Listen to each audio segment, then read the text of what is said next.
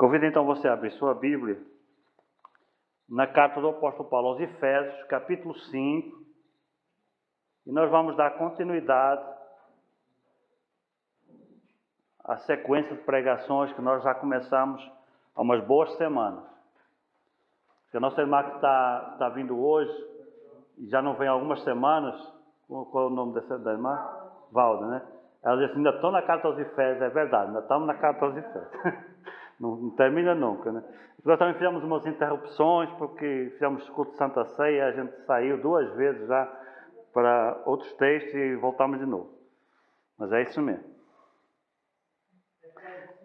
Efésios capítulo 5, carta do apóstolo Paulo, os Efésios capítulo 5. Na semana passada nós falamos a metade desse capítulo e hoje nós vamos falar sobre a segunda metade desse capítulo, porque ele trata de um assunto muito particular que é importante nós nos determos e gastarmos algum tempo só com esse assunto. Carta do apóstolo Paulo aos Efésios capítulo 5, nós vamos ler do versículo 18 até o final do capítulo. Amém? Você vai já entender qual é o assunto. Não sei se alguns vão embora logo. Alguns são capazes de ir logo embora. Amém? Todos encontraram? Diz assim, versículo 18. Não vos embriagueis com vinho em que há contenda, mas enchei-vos do Espírito, falando entre vós em salmos e hinos e cânticos espirituais, cantando e salmodiando ao Senhor nos vossos corações, dando sempre graças por tudo a nosso Deus e Pai, em nome do Senhor Jesus Cristo, sujeitando-vos uns aos outros no temor de Deus. Vós, mulheres, sujeitai-vos a vossos maridos como ao Senhor, porque o marido é o cabeça da mulher, como também Cristo é o cabeça da igreja, sendo Ele próprio o Salvador do corpo. De sorte que assim como a igreja está sujeita a Cristo, assim também as mulheres sejam em tudo sujeitas aos seus maridos. Vós, maridos, amai vossas mulheres como também Cristo amou a igreja e assim mesmo se entregou por ela, para a santificar, purificando-a com a lavagem da água pela palavra, para a apresentar a si mesmo gloriosa, sem mácula, nem ruga, nem coisa semelhante, mas santa e irrepreensível. Assim devem os maridos amar as suas próprias mulheres, como aos seus próprios corpos. Quem ama a sua mulher, ama-se a si mesmo. Porque nunca ninguém odiou a sua própria carne, antes alimenta e sustenta, como também o Senhor a igreja. Porque somos membros do seu corpo e da sua carne e dos seus ossos. Por isso deixará o homem, seu pai e sua mãe, se unirá à sua mulher, e serão os dois numa carne. Porque grande é este mistério. Digo, porém, a respeito de Cristo e da igreja. Assim também vós, cada um em particular, ama a sua própria mulher como a si mesmo, e a mulher reverencia o marido. Amém? Não saiu ninguém, né? Graças a Deus. Eu pensei que ia ficar só eu. Mas ficar só eu ia pregar, porque eu também preciso de ouvir essa pregação. Mesmo assim. Amém? Então pronto. Como nós temos vindo a tratar e a falar já algumas semanas, nós percebemos uma mudança no direcionamento da carta a partir do capítulo 4. Até o capítulo 3, Paulo desenvolve um conjunto de orientações de natureza mais teórica, mais teológica, mais doutrinária, e a partir do capítulo 4 ele leva as coisas mais num direcionamento mais prático, sobre o que é ser um cristão. Como é que é ser um cristão? Se você quer saber o que é como é ser um cristão, você tem aqui no capítulo 4, 5 e 6 todas as orientações que você precisa para a sua vida. No capítulo 4 ele ainda foi um pouco genérico, mas já falando da vida prática ainda no geral. A partir do capítulo 5 ele começa a afunilar. Ele começa agora a tratar assunto por assunto. O primeiro assunto que ele tratou e que nós falamos sobre ele a semana passada foi sobre a nossa linguagem, sobre o nosso falar. Não é? Por quê? Porque se você observar bem, daqui para o final ele vai tratar de relacionamentos. E não tem como você conseguir levar um relacionamento se você não tiver cuidado com a maneira como você fala. Não é? Se você tem um jeito de falar agressivo, prepotente, arrogante, humilhando as pessoas, você não vai conseguir alimentar nenhum tipo de relacionamento na sua vida. Seja ele conjugal, amizades, seja o que for, você não vai conseguir, vai se isolar cada vez mais. Então ele diz para nós termos muito cuidado com a forma de falar, porque ela é a base de todo o relacionamento. Depois aqui no finalzinho, ele fala sobre o Espírito Santo, a necessidade de nós nos enchermos do Espírito Santo e como isso se reflete no nosso falar também. Porque quando você se enche do Espírito Santo, o que é que acontece com você? Os assuntos de conversa, os temas que você gosta de conversar, vão ser temas espirituais. Porque diz ele aqui, enchei-vos do Espírito, falando, note que é uma continuidade, você enche do Espírito e a sua boca começa a falar do quê? De salmos, de hinos, de cânticos espirituais, salmodiando ao Senhor. E depois diz, dando graça, você vira uma pessoa agradecida, grata, em vez de ser um reclamão, fica vivendo reclamando de Deus e do mundo todo dia, você começa a agradecer, você começa a notar as bênçãos de Deus, você começa a notar o que você tem e não o que lhe está faltando. Porque muitas vezes nós não olhamos para aquilo que Deus nos dá, nós olhamos só para o que está faltando. Então a gente reclama do que falta, mas se a gente olhasse para aquilo que Deus já nos deu, a gente tinha mais motivos para agradecer do que para reclamar. Então dizia, quando a gente se enche do Espírito, a gente deixa de olhar para o que está faltando. Começa a olhar para aquilo que tem, para aquilo que já recebeu. E o que é que faz? Agradece. Dando sempre graças a Deus por tudo. A nosso Deus e Pai, em nome do Senhor Jesus Cristo, sujeitai-vos uns aos outros no temor de Deus. Então Paulo vem tratando esse direcionamento aqui, ele fala então sobre a nossa maneira de falar e termina aqui com estas duas exortações. Estes três princípios, eles são fundamentais para nós entendermos tudo o que vai acontecer depois. Como é que eu posso alicerçar um bom relacionamento? Olha, se você tiver uma linguagem cuidada, se você for uma pessoa educada, respeitadora, em todos os seus relacionamentos, porque às vezes a pessoa é educada, respeitadora fora de casa, mas dentro de casa é um bruto, ou uma bruta. Não tem diferença entre homem e mulher. Lá fora são uma bênção. Da boca dela só sai maravilha, mas dentro de casa, misericórdia. Então, se você tiver cuidado com a sua linguagem, se você for uma pessoa cheia do Espírito Santo, se você buscar encher-se com o Espírito Santo, nós já ensinamos aqui claramente, por várias vezes, que o Espírito Santo, ele vem na vida do cristão na hora que essa pessoa aceita Jesus, e a Bíblia ensina que ele entra na pessoa, faz nela morada e a sela como a garantia da sua salvação. Mas isso não é o enchimento do Espírito Santo. Isso é um milagre que Deus faz na hora que você aceita Jesus. Para você se encher do Espírito Santo, você tem que fazer isso todo dia. O enchimento do Espírito Santo é diário, é contínuo. O que você comeu ontem não serve para hoje. Hoje você tem que comer de novo. Você tem que buscar o Espírito Santo pela palavra e pela oração. É assim que a gente se enche do Espírito Santo. Entende? Então, à medida que se você for uma pessoa cuidadosa no seu falar, quando você se enche do Espírito Santo, você já se torna cuidadosa no seu falar. E outra coisa, tendo uma postura de humildade em relação às pessoas que estão à sua volta. É o que diz o versículo 21. Sujeitando-vos uns aos outros no temor de Deus. Independentemente de qual seja a sua posição, na família ou na sociedade.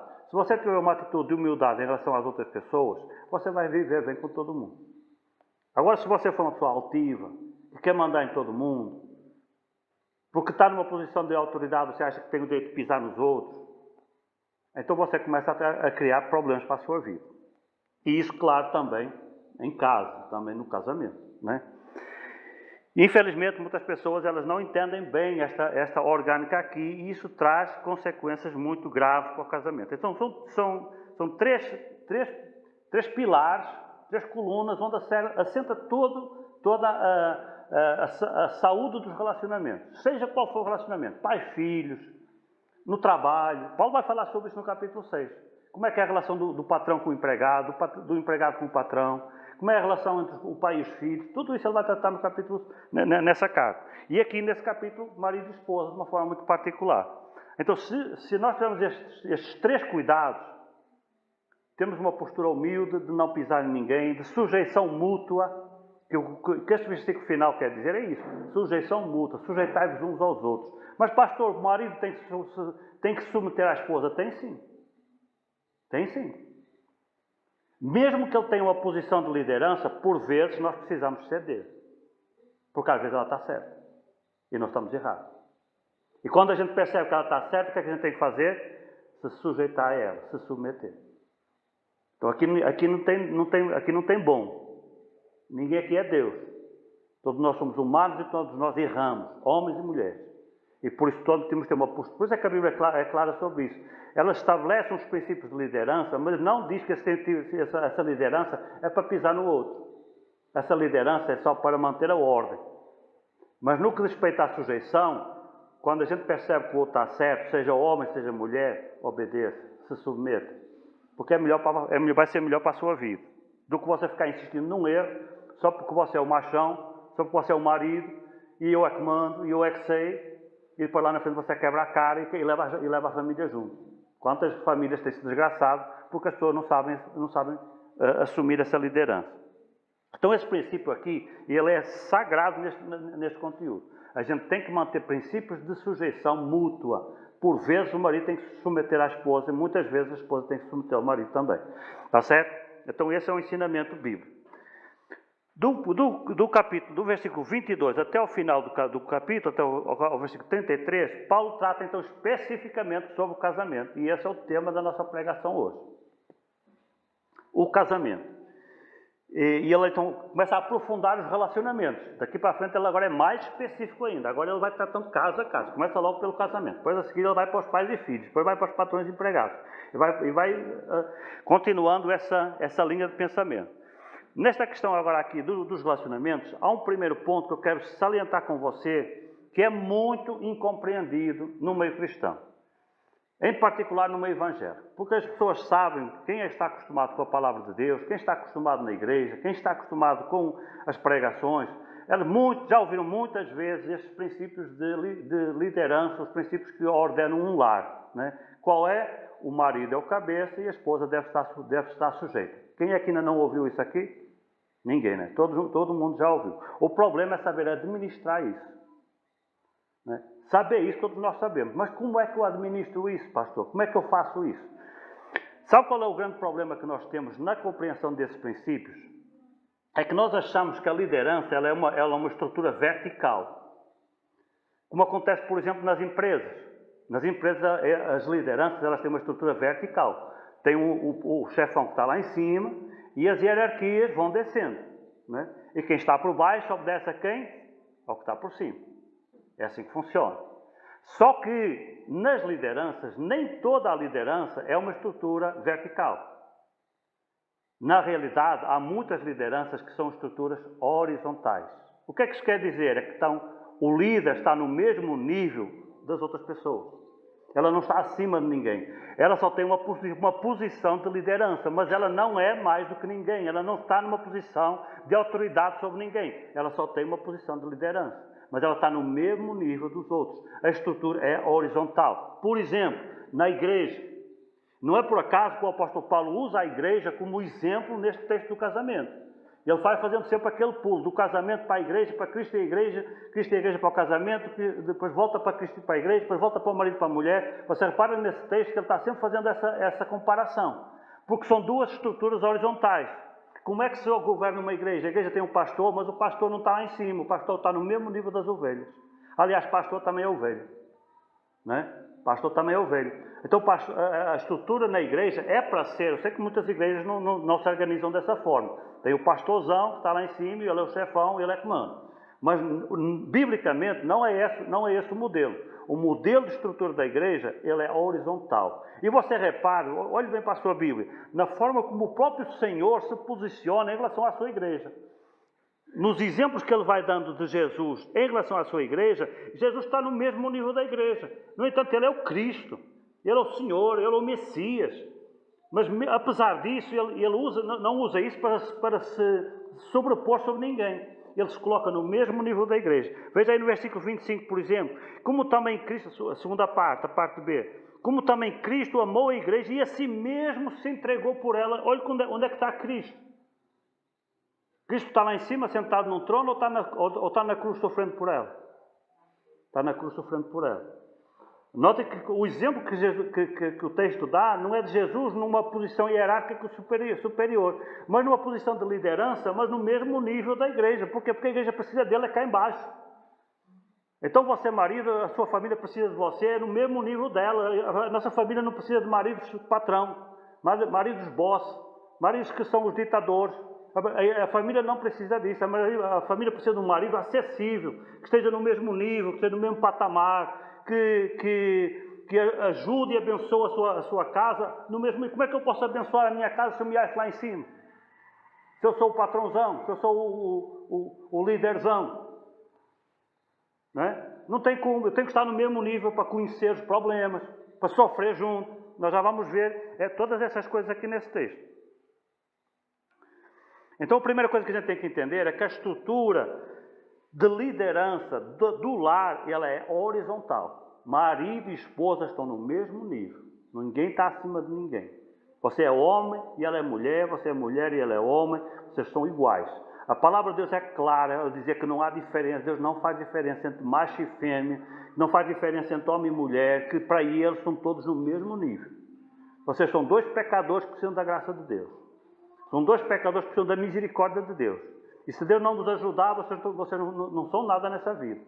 Então, homem e mulher estão exatamente no mesmo nível. Não tem essa coisa de um se achar acima do outro. Também tem mulher que se acha acima do marido. As duas coisas existem. Tem mulher que se acha a líderzona e tem homem que se acha o líderzão. Mas, biblicamente, está errado. Nós vamos ver com detalhes como isso realmente está errado. Então, no casamento, assim como na igreja, o líder não está acima de ninguém. Ele não é o patrão, mas é o líder que sofre junto. E a posição que Deus nos dá como maridos e como líderes de igreja é uma posição de liderança sofredora. Sabe por que o líder tem que estar junto? Para sofrer junto. É isso que o texto diz. Assim como Cristo sofreu junto. É por isso que Cristo não toma uma posição hierárquica superior. Ele é o líder da igreja, mas ele está no mesmo nível da igreja, porque ele precisa sofrer junto. Nós podemos pegar muitos outros textos, além da própria crucificação, que falam que Jesus sofre junto com a gente. Inclusive nos nossos problemas, nas nossas lutas, nas nossas dificuldades. A Bíblia diz que ele lhe compreende, porque ele está junto. Como é que ele está junto se ele está lá em cima? Ele está junto porque ele está do seu lado. Porque a hierarquia é horizontal, ela não é vertical. Entende? Então esse é o primeiro princípio que nós precisamos compreender em relação à estrutura do casamento, que é já para desmistificar essa coisa de achar que um é o líder e o outro o outro é o servo obediente. Também tem muita gente que pensa dessa forma. O marido, e ele vai dizer tudo o que acontece na casa e a mulher tem que obedecer cegamente. Não é assim que funciona. E nós sabemos que quando uma família se estrutura desse jeito, é uma bomba relógio. Só não sabe quando é que ela vai explodir, mas uma hora ela explode. Pode ter certeza que uma hora ela vai explodir. Então, a liderança que o texto dá para o marido é uma liderança que ela é movida por um amor sacrificial. Por um amor sacrificial. Então, maridos, começar aqui pelos machos. Agora é para nós. Maridos, a palavra de Deus nos chama para uma liderança sacrificial. O que é que isto quer dizer? Quer dizer que o amor que nos deve mover, note que o texto, basicamente, Paulo resume os direcionamentos a duas palavras. Marido ame, esposa seja submissa. Só isso. Parece que não tem muita coisa para falar. Eu só dou dois direcionamentos. Só que depois, quando a gente começa a entender esses dois direcionamentos, a gente percebe que isto tem muitos detalhes. Ele diz assim, marido ama a sua esposa sacrificialmente. Se sacrifique por ela. Como é que eu amo sacrificialmente? Em todas as necessidades dela e da sua família, se dou sacrificialmente. Sabe o que é doar sacrificialmente? É assim. Primeiro ao contrário. O que é doar não sacrificialmente? Eu vou fazer uma oferta para a igreja. Imaginemos que eu vou fazer uma oferta para a igreja. Esse mês sobrou 50 reais lá do meu orçamento. Esse mês sobrou 500 reais no meu orçamento. Esse mês sobrou 1.000 reais no meu orçamento. Eu vou dar 1.000 reais para a igreja. Isso não é uma igreja, não é uma oferta sacrificial. Porque eu estou dando o que me sobrou. Quando você dá para a sua família o que lhe sobra, e muito marido dá o que lhe sobra, o que sobrou de dar para os outros, o que sobrou da rua, o que sobrou lá de fora, ele dá dentro de casa. Você não está fazendo nada. Nada. Você está destruindo a sua família. Agora sabe como é que eu dou sacrificialmente? Esse mês sobrou 50 reais no meu orçamento, mas eu vou dar 500. Eu sei que a igreja está precisando, eu vou dar 500. Como é que eu vou dar 500? Eu não sei. Eu vou me virar nos 30 para arranjar 450 reais para botar, porque eu não tenho esse dinheiro. Talvez eu vá pedir, talvez eu vá me endividar, talvez eu vá usar meu cartão, depois eu vejo como é que eu vou pagar. Eu estou me sacrificando. Né? Talvez eu vá deixar de comprar uma coisa que eu queria comprar para poder ajudar. Isso é uma oferta sacrificial. É o dar além do que eu posso. Sabe como é que um marido ama a sua família sacrificialmente? Quando ele dá além do que ele pode. Ele não está dando o que sobrou. Está dando o que ele não tem. Na realidade, a gente acha que não tem.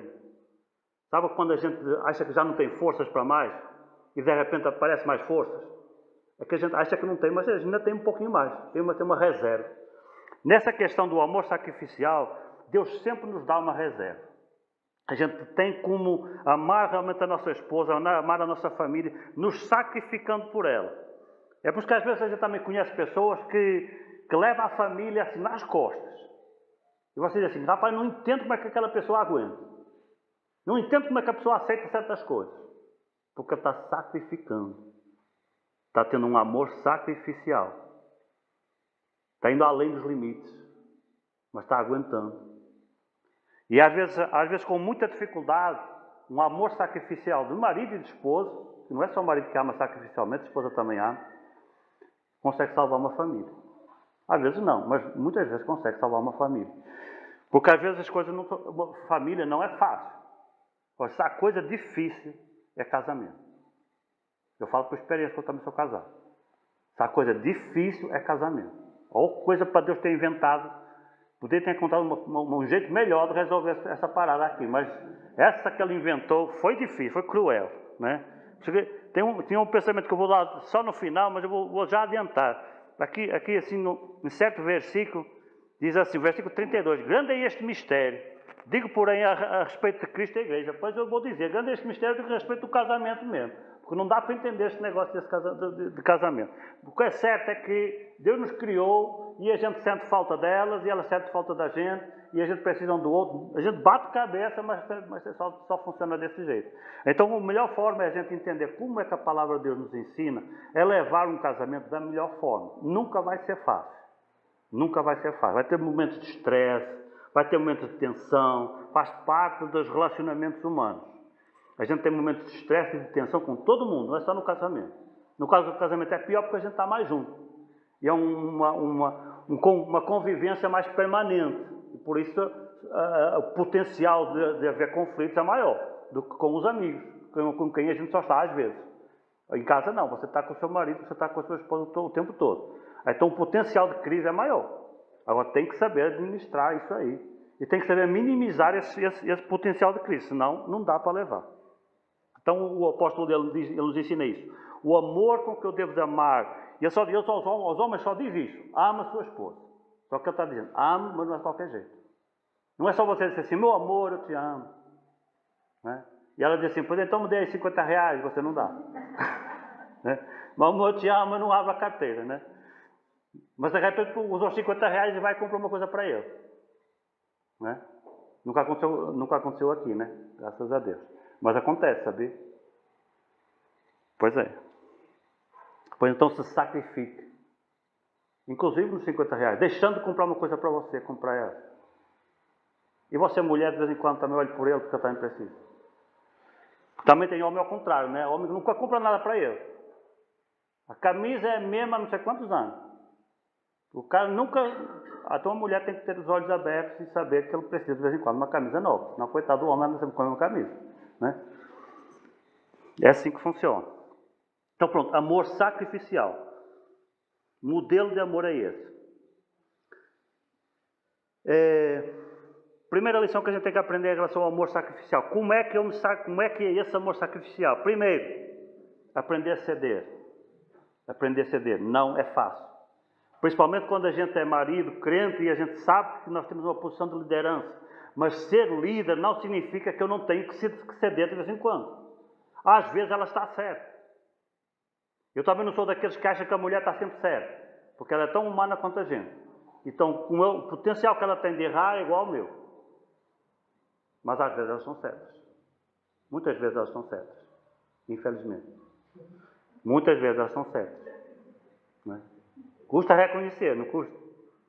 Então a gente minimiza. Às vezes elas são certas. Mas muitas vezes elas são certas. Se aplica o versículo 20. Entende? Se aplica aqui o versículo 20. O versículo 21. Sujeitando-vos uns aos outros no temor de Deus. É a hora de você se sujeitar a ela. Ceder à opinião dela. Às vezes elas são certas. Segundo, esse amor precisa ser sacrificial. Já falamos sobre isso, versículo 25. Vós, maridos, amai as vossas mulheres. Se ficar só por aqui, estava bom. O problema é que não termina aqui. Diz assim, como Cristo amou a igreja e a si mesmo se entregou por ela. Olha qual é o amor que Paulo está cobrando da gente. E ele está dizendo, ama a sua esposa, se sacrificando por ela. Qual foi o nível de sacrifício onde Jesus foi pela sua igreja? Dando a sua vida. Está entendendo qual é o nível de sacrifício que Deus está cobrando de mim e de você, marido? Dando a sua vida. Não é só dando 50 reais, não. De vez em quando. Dando a sua vida. Sacrificial.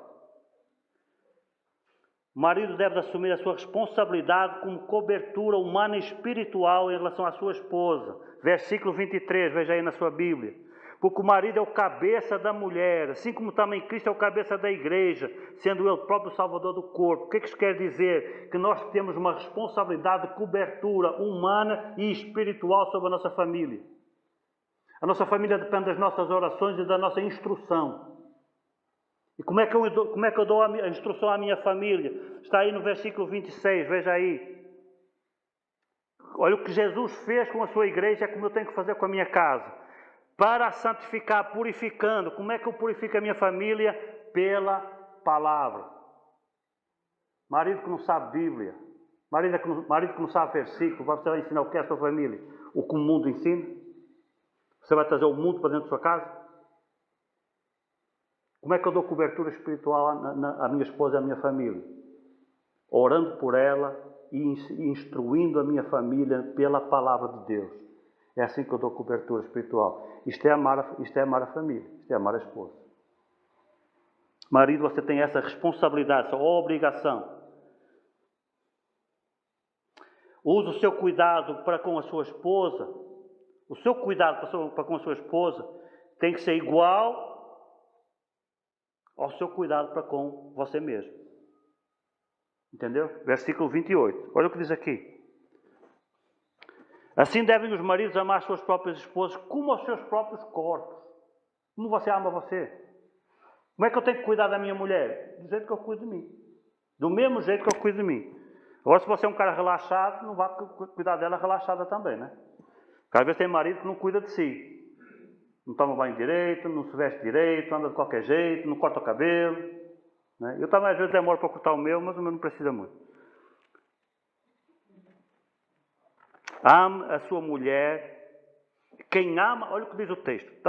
Tão legal isso aqui. Quem ama a sua mulher, ama-se a si mesmo. Sabe aquele marido que é chato, que vive pegando no pé da mulher? Que cria mau clima dentro de casa? Sabe o que é que o texto está dizendo? Você está aborrecendo a você mesmo. Sabe quem é o maior prejudicado? É você. É como se você estivesse pegando num chicote e ficando chicoteando as suas costas. Tratar mal da esposa é tratar mal de si mesmo. É como se você pegasse num chicote e começasse a bater nas suas próprias costas. Você está sendo masoquista, se ferindo a si mesmo. É o que o texto diz, não sou eu não. A pessoa que não cuida da sua esposa é a pessoa que não cuida dele próprio. Porque no final, lá na frente, quem paga a conta somos nós. Não é? O cara que cuida bem da sua esposa, que é generoso com ela, ela também não acaba sendo generosa com ele. Aí o cara quer sacana com a sua esposa, mas lá na frente o que é que vai acontecer? Ela vai ser generosa com ele? Vai não. E quem é que acaba sofrendo? É eu. E hoje lá fora tem muita gente, tem muitos amigos, tem muitas amigas, mas não vai ser sempre assim não. Você vai para velho, cuidar das minhas doenças. E sabe onde é que vão esses amigos e essas amigas? Para longe. E sabe quem é que vai ficar do seu lado? É ela. E nessa altura ela vai lhe tratar do jeito que você tratou ela a vida toda. Aí você vai colher as sementes que plantou. Por isso que o texto diz, quem ama a sua mulher, ama-se a si mesmo. A gente colhe o que semeia na vida da nossa mulher. A gente colhe o que semeia na vida da nossa mulher. É uma plantação, uma colheita direta. O texto continua lá no versículo 29, diz que nós devemos nutrir a nossa esposa do mesmo jeito que a gente nutre o nosso corpo. Que a gente alimenta o nosso corpo. Porque nunca ninguém odiou a sua própria carne, o seu próprio corpo. Antes alimenta e sustenta. A gente come todo dia. A gente se alimenta, a gente se preocupa com as pessoas. Faça o mesmo com a sua esposa. Você tem o costume de perguntar à sua esposa se ela almoçou? Se você não almoça com ela? Se está tudo bem com ela? Se ela está precisando de alguma coisa? Cuide dela do mesmo jeito que você cuida de você. É o que o texto está dizendo.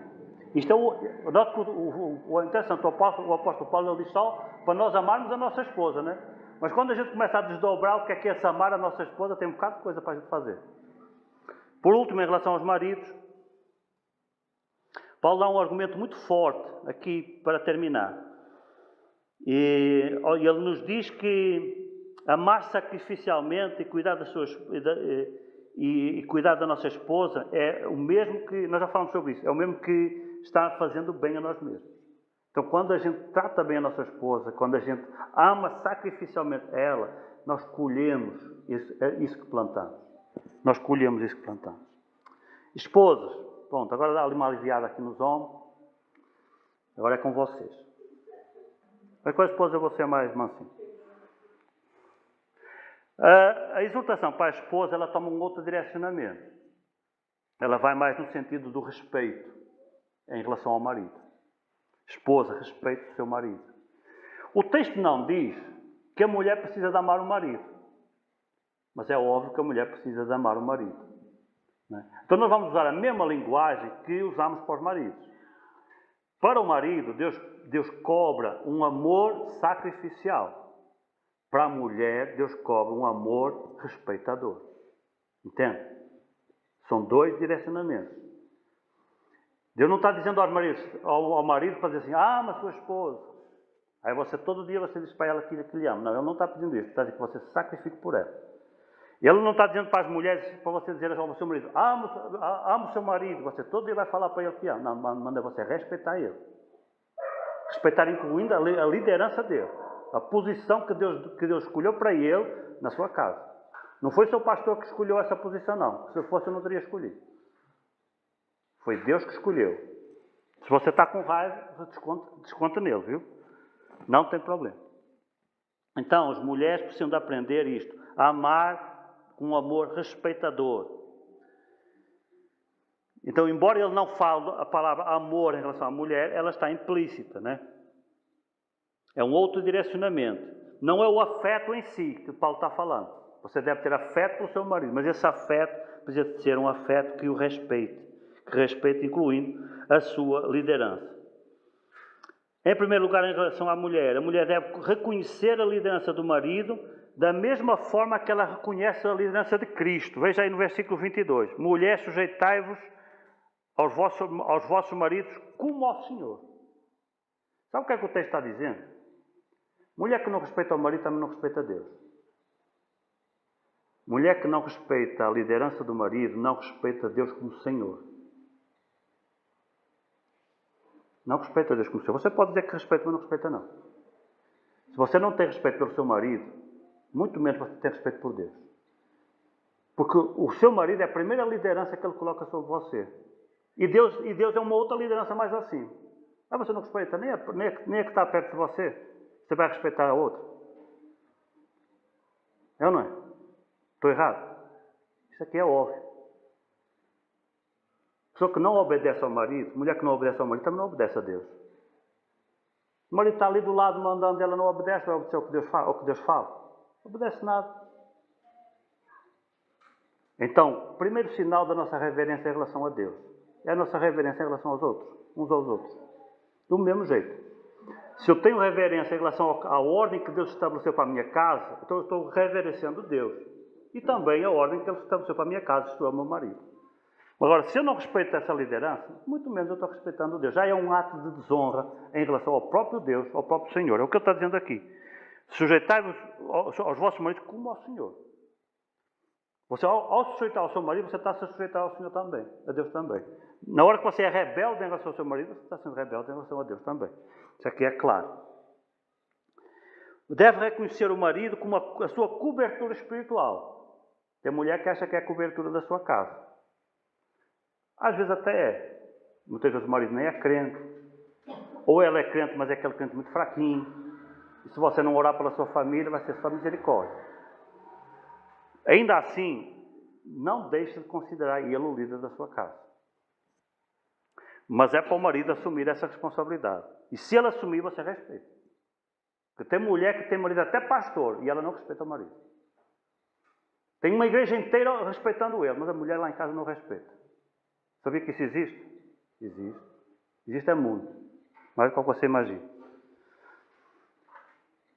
Então não é porque o camarada não estabelece a sua liderança, é porque ela não respeita a liderança. Entende? E ele tenta estabelecer a liderança em casa, só que ela não respeita. Então cria uma desarmonia no lar e um conflito permanente.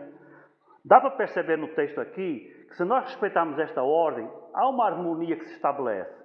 E quando nós subvertemos algum ponto aqui, tudo fica bagunçado. Então quando Deus estabeleceu esta ordem, ele foi bem meticuloso. Ele teve um direcionamento bem específico, um alvo preciso para atingir, que era criar uma harmonia no lar. E ele estabeleceu essa regra com esse objetivo.